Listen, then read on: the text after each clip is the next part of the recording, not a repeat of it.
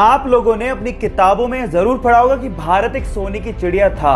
सोने की चिड़िया था नहीं, सोने की चिड़िया है। चलो मैं एक अच्छी खबर सुनाता हूं। यूपी के सोनभद्र में 40 साल की कड़ी मेहनत के बाद हमारे भूगर्भ शोधकर्ताओं को 3600 टन सोना यानी कि 36 लाख किलो सोना मिला है, जिसकी कीमत 1.5 लाख अरब रुपए आकी गई है। हमारी आरबीआई के पास भी अभी तक 1,20,000 अरब का ही सोना था, और अगर ये हमारे राजस्व में जुड़ गया तो हमारी ये बात सच हो जाएगी। सो गाइस, इससे हमारा जीवन स्तर भी सुधरेगा और देश के लिए अच्छे हालात भी पैदा हो जाएंगे। अगर खबर अच्छी लगी हो तो एक बार चैट सेक्शन में लिखना मत भूलिएगा।